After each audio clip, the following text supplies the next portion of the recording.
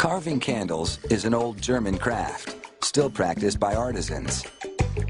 It involves layering different colored wax, then carving designs to expose those luminous colors. It's hard to beat the radiant beauty of a carved candle.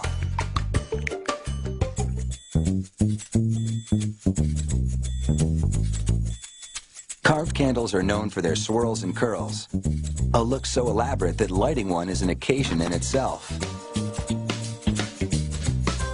The process starts with vats of hot wax in various colors. The candle maker stirs them to circulate the specially formulated dyes.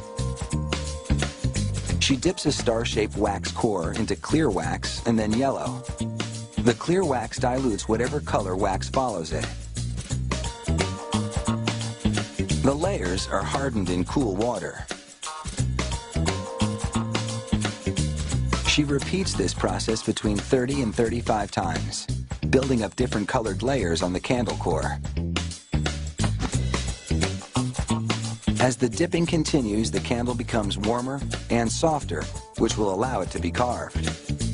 The quick water dips only cool the outer layers.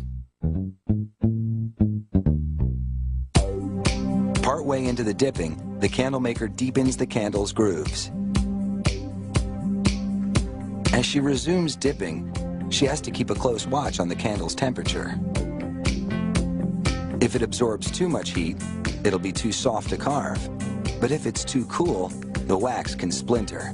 Achieving the right consistency is crucial. It's almost time to get carving. But first, the candle maker squeezes the drippings together and slices them off.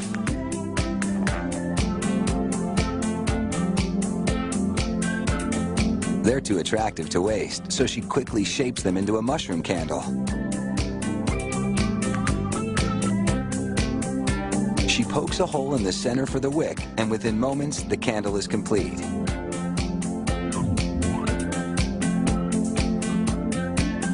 With the big candle at the perfect temperature, the clock is ticking. It has to be carved in just 15 minutes, or it will be too hard to work with. The candle maker slivers the bottom and curls the pieces back. She dunks the row of curls into water to harden them a bit so they don't sag.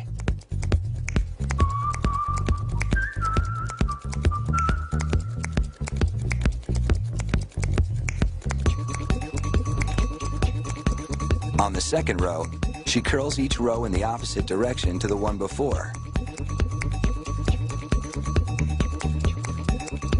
She carves a total of 4 rows,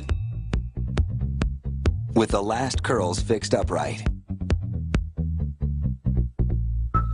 Using a square-edged gouging tool, she cuts a windmill design into the upper section of the candle.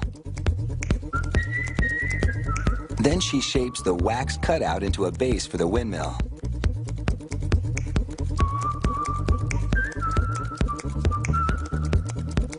Tulips and other designs decorate the top of the candle.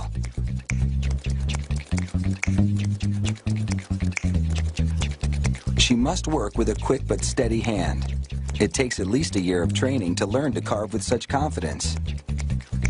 This one is a neat trick. She jiggles a straight-bladed knife to cut the fluted edge of a hummingbird wing.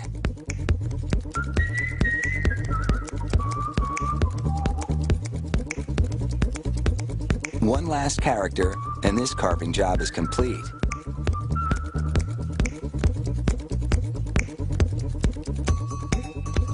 Now, she presses a cookie cutter-like device around the wick. This forms a well that will allow the wax to burn down the center instead of dripping down the sides, which would ruin the carving.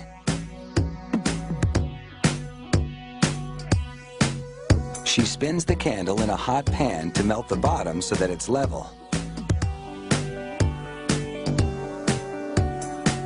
And while it's still hot, she attaches the company's sticker. Finally, an acrylic glaze seals the candle's decorations and protects the finish. Once lit, the light from the clear core shines through the designs for a real glowing beauty.